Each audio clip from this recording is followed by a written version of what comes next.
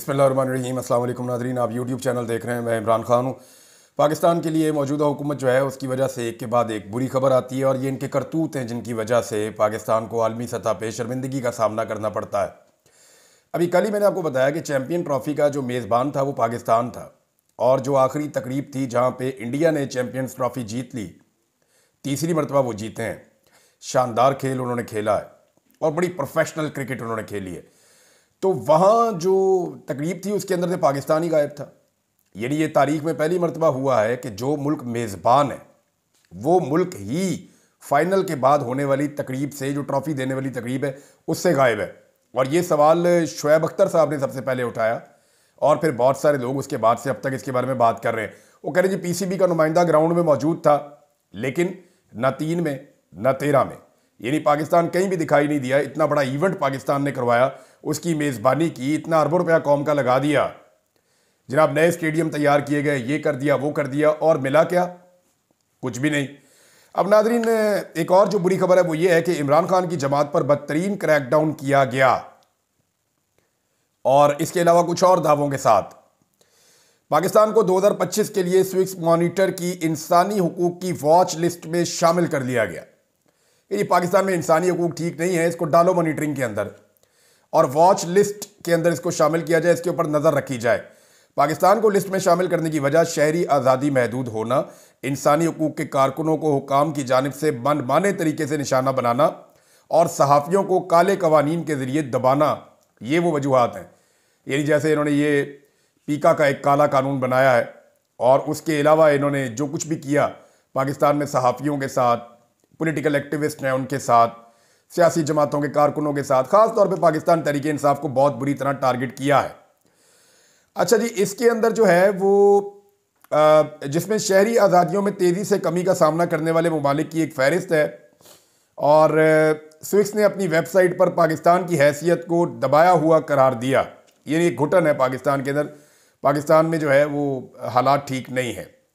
और साथ ये भी बताया गया कि क्रैकडाउन का इन्होंने मुशाहिदा किया जो सियासी मुखालिफिन के एहतजाज के खिलाफ हुआ है और साबिक़ वज़ीर-ए-आज़म इमरान खान की जमात पाकिस्तान तहरीक इंसाफ के सैकड़ों अफराद को गिरफ्तार किया गया, हज़ारों बल्कि ये तो हैं, और उन पर मुबहम और हद से ज़्यादा वसी कवानीन के तहत फ़र्द जुर्म आयद की गई। दहशतगर्दियों के मुकदमे इन्होंने कारकुनों के ऊपर कर दिए। हुकाम ने मुजाहिरीन की नकलो हरकत को रोकने के लिए अहम शाहराहों और रस्तों को बंद कर दिया। ये महज़ब दुनिया में बुरी बात समझी जाती है कि अगर मुजाहिरीन एहतजाज करते हुए कहीं से गुजरना चाहते हैं तो उन्हें रूट फराम किया जाता है, ना कि वहाँ पे कंटेनर्स खड़े कर दिए जाते हैं। तो महज़ब दुनिया में इसको बुरा समझा जाता है, लेकिन यहाँ पे पाकिस्तान में it's a new normal. Pakistan की एस्टेब्लिशमेंट जब चाहे तो मरियम नवाज़ और बिलावल और फजल रहमान ये सारे इस्लामाबाद आ सकते हैं, आकर बैठ सकते हैं, एहतजाज कर सकते हैं। तहरीक लब्बैक आ सकती है, आकर बैठ सकती है, एहतजाज कर सकती है। एक दौर में पाकिस्तान तहरीक इंसाफ और तारुल कादरी साहब आ सकते हैं, आकर बैठ सकते हैं, एहतजाज कर सकते हैं। लेकिन आप जैसे ही एस्टेब्लिशमेंट के ख़िलाफ़ या एस्टेब्लिशमेंट के मफाद के ख़िलाफ़ है तो फिर एस्टेब्लिशमेंट आपको हरकत भी नहीं करने देगी। हाँ, पंजाब हुकूमत जो है, मैं PMLN की बात कर रहा हूँ, शरीफ ख़ानदान, उसको ये हथकंडे आते हैं। वो ये कोशिशें पहले भी करते रहे हैं। जब तारुल कादरी साहब के एस्टेब्लिशमेंट के साथ अच्छे ताल्लुकात थे, उसके बावजूद उनके पूरे वो मदरसे को और घर को और उन सारे इलाके को जो लाहौर में फैसल टाउन का है उसको कंटेनरों के साथ दीवारें खड़ी करके इन्होंने घेर लिया था। उस दौर में भी जो है वो राना सनाउल्लाह साहब बड़े एक्टिव थे और शहबाज शरीफ वज़ीर आला थे पंजाब के, तो इन्होंने ऐसा किया था उस दौर में। इनका ये एक वतीरा है, ये खुद भी ये काम करते हैं। नाज़रीन, अब ये तो आ गया एक मामला कि पाकिस्तान के हवाले से इंसानी हकूक़ की खिलाफ वर्जियों और जो कुछ भी सियासी जमात के साथ किया जा रहा है, पाकिस्तान तहरीक इंसाफ के साथ या सहाफ़ियों के साथ या जो एक्टिविस्ट हैं उनके साथ या वकला हैं उनके साथ जो कुछ किया जा रहा है और जो जुल्म और बर्बरियत है उसके ऊपर आलमी इदारे एक एक करके बात कर रहे हैं। एक और वॉच लिस्ट में पाकिस्तान को शामिल कर दिया गया। बड़ी तफसीली कहानी है और इसमें मारंग बलूच साहिबा का भी जिक्र है कि उनके साथ जुल्म किया गया। इसके अंदर जो है वो एक जिक्र है ईमान ज़ैनब बाज़ारी साहिबा का कि उनके ऊपर दहशतगर्दी के मुकदमा दर्ज किए गए, उन्हें परेशान किया गया। वो इंसानी हकूक़ की मुहाफ़िज़ हैं और वो बतौर वकील पिसे हुए तबकात के मुकदमात लड़ती हैं या जबरी गुमशुदगियों के ख़िलाफ़ आवाज़ उठाती हैं। और साथ मॉनिटर ने कहा कि सिंध और बलूच नस्ल के लोगों के एहतजाज को हुकाम की जानिब से जबर का सामना करना पड़ा। ये वाक़यात शहरी आज़ादियों को बरकरार रखने के पाकिस्तान के वादों की खुली खिलाफ वर्जी हैं। अब नाज़रीन, एक और ख़बर है। आसिफ अली जरदारी साहब ने जो है वो एक खिताब किया है पार्लियामेंट के मुश्तरका सेशन से। एक तो खिताब के अंदर बड़ी लेदे हुई है। खिताब के अंदर क्या हुआ वो मैं आपको बता देता हूँ, लेकिन लुब्बे लुबाब ये है कि जरदारी साहब ने कहा कि हमें अवाम की उम्मीदों पर पूरा उतरना होगा। देखें जरदारी साहब, अगर आप अवाम को आपसे कोई भी उम्मीद होती तो अवाम आपको वोट डाल देती। अवाम को आपसे उम्मीद ही नहीं है। आप उन उम्मीदों पे पूरा उतरना चाहते हैं अवाम की जो उम्मीदें अवाम को आपसे है ही नहीं। अवाम को आपसे सिर्फ ये उम्मीद है कि आपको घर भेजना है। अवाम ने आपको वोट नहीं डाला। आपको जाली फार्म 47 के ऊपर लाकर इक़्तिदार में बिठाया गया। उसके बाद जाली फार्म 47 वाले MPAs और MNAs के सारे वो इकट्ठे करके वोट शोट आप जाली सदर पाकिस्तान बन गए। इसी तरह पाकिस्तान के वज़ीर आज़म जो है वो भी जाली फार्म 47 के ऊपर आए और जाली फार्म 47 वाली असम्बली के ऊपर वो वज़ीर आज़म बन गए। इसी तरह आपने सिंध में अपनी हुकूमत बना ली, बलूचिस्तान में अपनी हुकूमत बना ली और पंजाब के अंदर मरीम नवाज की हुकूमत बना दी गई। तो ये आपने इक़्तिदार पे कब्जा किया है। लेकिन जरदारी साहब ने सिंध की आवाज़ सुनी है। मसला ये है कि वहाँ इन्होंने सियासत करनी है और इनको ये पता है कि सिंध इनका मोर्चा है। जब भी इनके ऊपर बुरा वक्त आता है ये जाके सिंध में छुप जाते हैं। अब जनाब जरदारी साहब कहते हैं कि दरियाए सिंध से नहरें निकालने की उन्होंने मुखालफत कर दी। इस तजवीज़ की मैं बतौर सदर हमायत नहीं कर सकता। हुकूमत को कहता हूँ कि ये तजवीज़ तर्क कर दे। ये जनाब जरदारी साहब ने कहा है। लेकिन जरदारी साहब के खिताब के दौरान पाकिस्तान तहरीक इंसाफ ने उनको बोलने का मौका ही नहीं दिया। तहरीक इंसाफ कहती जी हमें बोलने का मौका नहीं देते तो हम इन्हें बोलने का मौका नहीं देंगे। Tit for tat. उन्होंने वहाँ पे बहुत नारे लगाए। सबसे ज़्यादा जो नारे लगे वो अर्दली अर्दली के नारे लगे। उसके बाद जो पाकिस्तान तहरीक इंसाफ का एक फेवरेट नारा है वो लगाते रहे, मरियम के पापा चोर हैं, मरियम के पापा चोर हैं। ये नारा बहुत दफ़ा लगाया गया कौमी असम्बली में। और इसके बाद कैदी नंबर 804 के नारे लगे हैं और वो लगते हैं ना वो बागी ना गद्दार, कैदी नंबर 804, तेरा यार मेरा यार, कैदी नंबर 804। तो ये नारे लगते हैं। तो जरदारी साहब ने बड़ी तकलीफ़ के अंदर बड़ी मुश्किल से कानों के ऊपर वो चढ़ा के हेडफोन वगैरह जो है उन्होंने तकरीर की है। लेकिन शदीद नारेबाजी हुई है पाकिस्तान तहरीक इंसाफ की जानिब से। नाज़रीन, एक और बड़ी खबर है और ये खबर है पाकिस्तान तहरीक इंसाफ की सियासी कमेटी की मीटिंग हुई और इस मीटिंग में मेरी अब तक की इन्फॉर्मेशन के मुताबिक मैं इसमें मज़ीद कन्फर्मेशन ले रहा हूँ। जो इतलात मेरे पास आई वो शेयर कर देता हूँ मैं आपके साथ, क्योंकि जो पाकिस्तान से बाहर हैं पाकिस्तान तहरीक इंसाफ के लोग वो ऑनलाइन शिरकत करते थे, गालिबन उनकी शिरकत नहीं हुई। लेकिन जिन लोगों की शिरकत हुई है वो ग्राउंड के ऊपर पाकिस्तान में मौजूद हैं और उन्होंने बड़ी तफसीली मुलाकात की है। कुछ आम फैसले हैं, उनका जो लुब्बे लुबाब है वो मैं आपको बता देता हूँ कि तहरीक इंसाफ की जो क़यादत है वो अब करने क्या जा रही है। तहरीक इंसाफ की क़यादत इमरान खान साहब को दोबारा एक ट्रक की बत्ती के पीछे लगाने जा रही है और ये मैं आपको खबर दे रहा हूँ। हुआ क्या ये मैं आपको भी बता देता हूँ। इसके अंदर हुआ यह है कि कल रात जो सियासी कमेटी में मीटिंग हुई उसमें ये फैसला किया गया कि इमरान खान साहब से जाकर दोबारा मुलाकात की जाए और इमरान खान साहब को कहा जाए कि दोबारा मुज़ाकरात शुरू कर दें। अब मामला यह है कि इमरान खान साहब ने तो उस वक्त मुज़ाकरात का कहा जब 26 नवंबर का कत्लेआम हुआ था और उन्होंने कहा था ठीक है आप मुज़ाकरात कर लें, वो भी पार्टी के बार बार कहने पर। और बाद में इमरान खान साहब ने पार्टी के लोगों को कहा कि बैठो और फैसला करो या बताओ मुझे कि इन मुज़ाकरात से क्या हासिल हुआ। इन मुज़ाकरात के नतीजे में 26 नवंबर का कत्लेआम जो है उस मामले पे काफ़ी हद तक मट्टी पड़ गई। वो मामला बिल्कुल डाउन चला गया। 26 नवंबर के कत्लेआम के ऊपर जो मामला उठा हुआ था वो इन मुज़ाकरात के नीचे दबना शुरू हो गया। दूसरा, इमरान खान साहब ने जो रेमिटेंसेस के हवाले से एक कॉल दी थी कि उनका बाइकआउट किया जाए, वो काफ़ी हद तक कामयाब ना होने की वजह यह है कि उस वक्त हुकूमत के साथ पाकिस्तान तहरीक इंसाफ मुज़ाकरात भी कर रही थी। तो ओवरसीज़ पाकिस्तानी में एक मैसेज गया कि जनाब हुकूमत के साथ तो पाकिस्तान तहरीक इंसाफ मुज़ाकरात कर रही है। तीसरा, ये हुकूमत जो पाकिस्तान तहरीक इंसाफ के साथ बैठने के लिए तरसती रहती है, तहरीक इंसाफ इस हुकूमत के साथ बैठ गई और हुकूमत में एक कॉन्फिडेंस आया कि वो हुकूमत के अंदर है। आप गौर करें तो इन मुज़ाकरात से पहले हुकूमत का एतमाद नहीं था, ना उन्होंने काबीना के मेंबर्स की तादाद बढ़ाई थी, ना उनमें इतना कॉन्फिडेंस था, ना वो इतने खुलकर सामने आते थे। लेकिन जैसे ही पाकिस्तान तहरीक इंसाफ मुज़ाकरात की टेबल पे हुकूमत के साथ बैठी, जो कि एक अच्छी बात है, मुज़ाकरात करने चाहिए, लेकिन इससे हुकूमत के एतमाद में इजाफा हुआ, हुकूमत तगड़ी हुई है। तो फिर इमरान खान साहब ने मुज़ाकरात इसलिए ख़त्म कर दिए कि यार आप डेडलाइन दे दें, इस डेडलाइन तक अगर ये हमारे मुतालबात पूरे करते हैं तो ठीक है। मुतालबात क्या थे? दो, कि जो सियासी नौयत के कैदी हैं जिनको बंद किया हुआ है गैर कानूनी गैर आइनी तौर पे, उन्हें जो है वो रिहाई दी जाए। और दूसरा, इमरान खान साहब ने कहा था कि जुडिशल कमीशन बनाया जाए 9 मई पर और 26 नवंबर के कत्लेआम पे। तो इन दोनों मुतालबात को तस्लीम नहीं किया गया और जब मुतालबात तस्लीम नहीं हुए तो फिर इमरान खान साहब ने मुज़ाकरात कैंसिल कर दिए थे।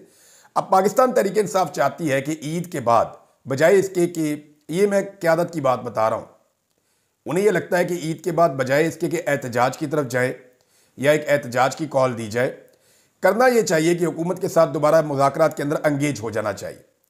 मेरी दानिश में शायद ये ट्रक की बत्ती है, जो इमरान खान साहब को एक और ट्रक की बत्ती के पीछे लगाया जा रहा है, लेकिन फैसला तो इमरान खान साहब ने करना है जेल के अंदर से बैठ के कि उन्होंने मुज़ाकरात की तरफ जाना या नहीं जाना। इसमें जो आम तरीन पाकिस्तान तहरीक इंसाफ के लोग हैं वो शामिल हुए हैं। अली अमीन गंडापुर साहब भी शामिल हुए हैं, सलमान अकरम राजा साहब हैं, बाकी पार्टी के जो सीनियर ओहदेदार हैं वो सारे शामिल हैं। अच्छा, इसमें क्या इमरान खान साहब राज़ी हो जाएंगे, ये एक सवाल है। तो मेरा इस पर तजिया ये है कि खान साहब को राज़ी करना ज़रा मुश्किल है। उनके साथ झूठ बोलना पड़ेगा कि एस्टेब्लिशमेंट ये चाह रही है या हुकूमत ये चाह रही है कि ये मुज़ाकरात किए जाएँ। हालांकि अगर एस्टेब्लिशमेंट चाहती कि मुज़ाकरात किए जाएँ तो एस्टेब्लिशमेंट पहले मुज़ाकरात ख़त्म ही ना होने देती, कोई ना कोई रास्ता निकाल देती। नंबर 2, अगर एस्टेब्लिशमेंट मुज़ाकरात करना चाहेगी तो एस्टेब्लिशमेंट की कठपुतली तो ये हुकूमत है, तो हुकूमत फिर इनिशिएट करेगी इस मामले को कि जनाब हम पाकिस्तान तहरीक इंसाफ से मुज़ाकरात करना चाहते हैं, हम फलां चीज़ें देना चाहते हैं, ये करना चाहते हैं, वो करना चाहते हैं, तो कोई ना कोई रास्ता निकाल लेते। लेकिन एस्टेब्लिशमेंट की मुझे नहीं लगता कोई दिलचस्पी है। उन्हें खासा कॉन्फिडेंस आया है पिछले मुज़ाकरात के बाद और अब पाकिस्तान तहरीक इंसाफ की क़यादत इमरान खान साहब को मुज़ाकरात की तरफ मुबैना तौर पर लेकर जाना चाहती है, जो मेरे सोर्स ने मुझे बताया है। इस पर शेर अफजल मरवत साहब ने एक स्टेटमेंट दिया। उनका यह दावा है कि ईद के बाद तहरीक इंसाफ एहतजाज करने जा रही है। तो शेर अफजल मरवत साहब ने मीडिया से बातचीत में दावा किया कि ये 10 लोग भी जमा नहीं कर सकते, ये मौखर कर देंगे इस एहतजाज को। वजह वो ये बताते हैं कि ये लोगों को निकाल ही नहीं सकते, क्योंकि शेर अफजल मरवत साहब पार्टी में नहीं है, पाकिस्तान तहरीक इंसाफ में, तो उन्हें लगता है कि उनके बगैर कोई बंदा नहीं निकलेगा। फिर उन्होंने एक और इशारा किया और ये उन्होंने ठीक बात की कि गिलगित बल्तिस्तान के इलेक्शन सर पे हैं और इन्हें इस बात का एहसास ही नहीं है। देखिए, इस वक्त इमरान खान साहब की जितनी मकबूलियत है ना, तो हर हाल में गिलगित बल्तिस्तान में पाकिस्तान तहरीक इंसाफ की हुकूमत बननी चाहिए। गिलगित बल्तिस्तान के लोग जो हैं वो बहुत बाशऊर लोग हैं, बड़े शानदार लोग हैं और वो बड़े मजबूत लोग हैं और उनमें इत्तफाक भी बहुत है। और इस वक्त गिलगित बल्तिस्तान बहुत बड़ी तादाद में इमरान खान और MWM के साथ भी खड़े हैं। तो अगर ये MWM का और इमरान खान साहब का इत्तेहाद कुछ मकामी लोगों के साथ मिलकर ये इलेक्शन ठीक तरीके से मैनेज करके लड़ता है तो गिलगित बल्तिस्तान में पाकिस्तान तहरीक इंसाफ क्लीन स्वीप कर सकती है। मैं आपको इंटरेस्टिंग बात बताऊं कि PMLN जो है वो दूसरे नंबर की पार्टी भी नहीं है। वहां दूसरे नंबर पे अगर कोई पॉलिटिकल पार्टी आएगी तो वो पाकिस्तान पीपल्स पार्टी आएगी, जिनके पास कुछ थोड़ा बहुत ग्राउंड है गिलगित बल्तिस्तान का। बहरहाल पाकिस्तान तहरीक इंसाफ का तोती बोलता है। ऐसे में वहां पे ना धांधली करना भी इतना आसान नहीं है, क्योंकि वोटर कम है और जितने लोग हैं वो सारे बड़े बाशऊर हैं। तो वो अगर पाकिस्तान तहरीक इंसाफ मैनेज ठीक तरीके से कर ले और वहाँ कंपेन ठीक तरीके से चला ले और अपने उम्मीदवार जो हैं वो सही तरीके से चुन ले, तो पाकिस्तान तहरीक इंसाफ स्टेट अवे गिलगित बल्तिस्तान में इलेक्शन जीत सकती है। नाज़रीन, फैसल चौधरी साहब ने एक और चीज़ की गवाही दी है। फैसल चौधरी साहब इमरान खान साहब के वकील हैं। उन्होंने कहा, जी इमरान खान साहब को मैंने खुद कहा था कि बनी गाला की ऑफर है, लेकिन इमरान खान साहब ने इनकार कर दिया, वो कोई डील करना नहीं चाहते। उन्होंने कहा कि मैं जेल में ही ठीक हूं। इससे पहले इमरान खान को अटक जेल में बैरून मुल्क शिफ्ट होने की ऑफर भी दी गई, जो उन्होंने रिजेक्ट कर दी थी। देखें, इमरान खान जेल के अंदर बैठा है, वो जेल में बैठ के मुकाबला कर रहा है।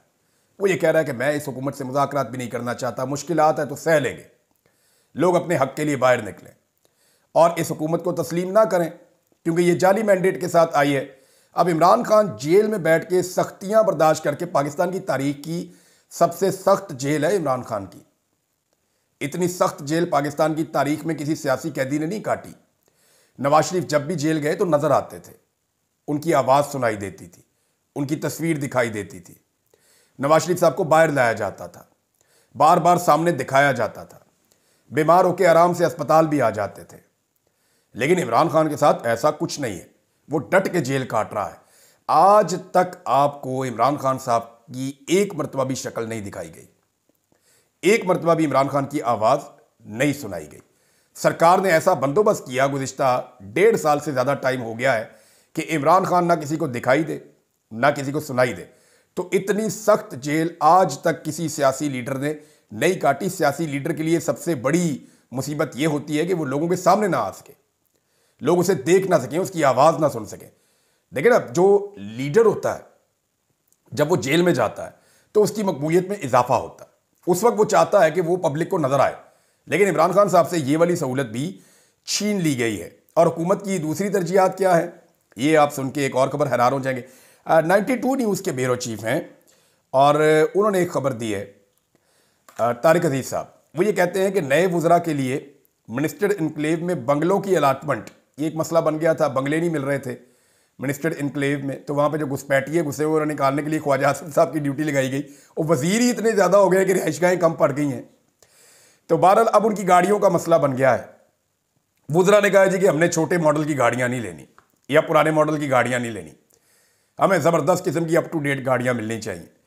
तो इस पर तारिक अजीज साहब बताते हैं कि वज़ीर आज़म ने नोटिस लिया है और ख्वाजा साद रफ़ीक की सरबराही में एक कमेटी कायम कर दी है और 30 नई गाड़ियों की खरीदारी की इतलात हैं।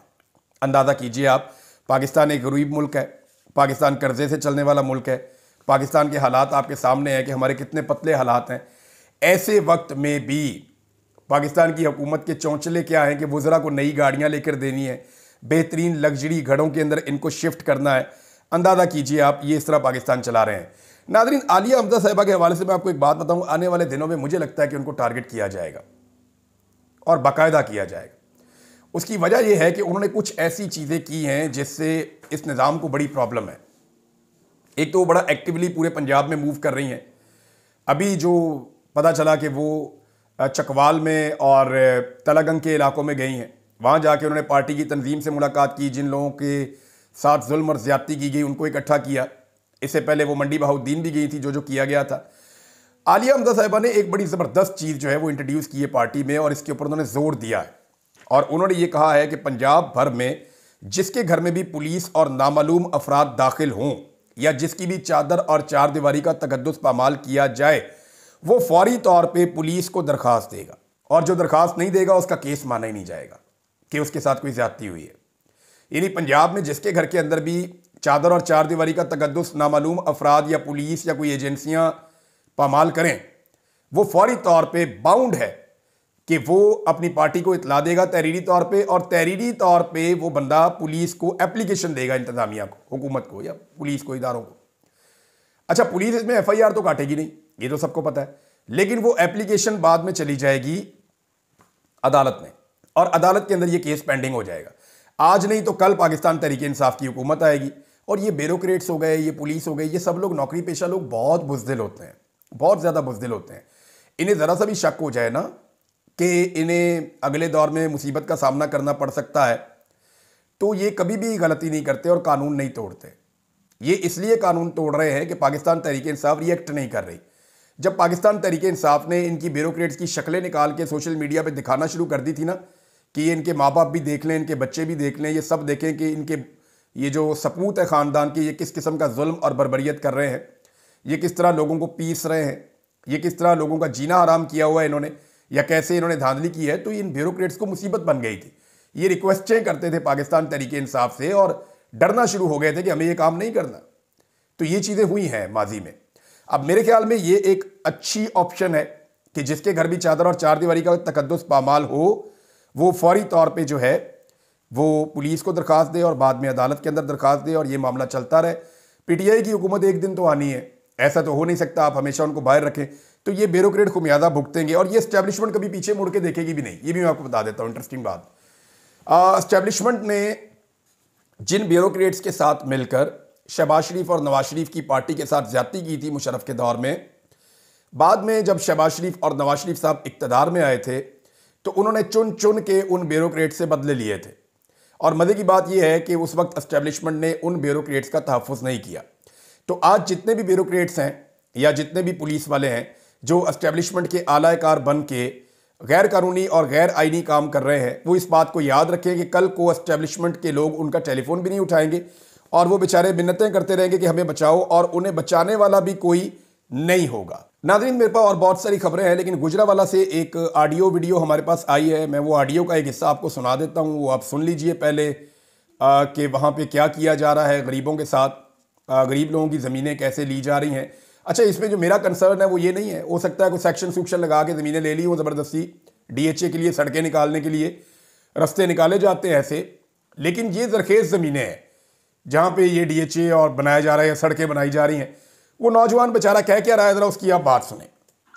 DHA गुजरांवाला कैंट बदोई साइयां दे विच वाकिया DHA ਸਾਡੇ ਕੋਲੋਂ ਜ਼ਬਰਦਸਤੀ ਜ਼ਮੀਨ ਖਾਂਦੇ ਪਈ ਔਰ ਨਾਲ ਪੁਲਿਸ ਨੂੰ ਲਿਆਣ ਕੇ ਜ਼ਬਰਦਸਤੀ ਕਰਦੀ ਹੈ ਪਈ। ਇਹਨਾਂ ਦੀ ਸੜਕਾਂ ਸਾਡੀ ਪੈਲੀ ਦੇ ਵਿੱਚ ਆਉਂਦੀਆਂ ਨੇ, 3-4 ਉਹਦੀ ਵਜ੍ਹਾ ਨਾਲ ਇਹਨਾਂ ਜ਼ਮੀਨ ਨਹੀਂ ਦਿੱਤੀ ਹੈ, ਤੇ ਇਹਦੀ ਵਜ੍ਹਾ ਨਾਲ ਸਾਡੇ ਨਾਲ ਆਣ ਕੇ ਪੁਲਿਸ ਨੂੰ ਲਿਆਣ ਕੇ ਔਰ ਨਾਲ ਅਮਲਾ ਇੰਨਾ ਵਾਰਾ ਲਿਆਣ ਕੇ ਸਾਡੇ ਕੋਲ ਜ਼ਬਰਦਸਤੀ ਨਾਲ ਜ਼ਮੀਨ ਕੋਈ ਹੈ ਬੈਕ ਸਾਈਡ ਤੇ ਇਹਨਾਂ ਬੰਦੇ ਖਿਲਾਰੇ ਨੇ, ਕੋਈ ਕਿਸੇ ਨੂੰ ਇੱਧਰ ਆਣ ਨਹੀਂ ਦੇਂਦੇ ਨਾ ਕਿਸੇ ਨੂੰ ਜਾਣ ਦੇਂਦੇ ਨੇ ਪਏ, ਠੀਕ ਹੈ। ਔਰ ਸਾਡੇ ਇਹਨਾਂ ਨੇ ਬੰਦੇ ਵੀ ਭਰਾ ਦਿੱਤੇ ਨਾ, ਅਸਾਂ ਇਹਨਾਂ ਨੂੰ ਜ਼ਮੀਨ ਨਹੀਂ ਦਿੱਤੀ ਹੈ ਔਰ ਸਾਡੇ ਇੱਥੇ ਹੱਲ ਆਣ ਕੇ ਇਹਨਾਂ ਨੇ ਨਾ ਚਲਾ ਦਿੱਤੀ ਹੈ ਸਾਡੀ ਜ਼ਮੀਨ ਦੇ ਉੱਤੇ, ਔਰ ਸਾਡੀ ਏਡੀ ਵੱਡੀ ਕਣਕ ਕੋਈ ਹੀ ਇਹਨਾਂ ਨੇ ਆਣ ਕੇ ਸਾਰੀ ਤਬਾਹੀ ਫੇਰ ਦਿੱਤੀ ਹੈ।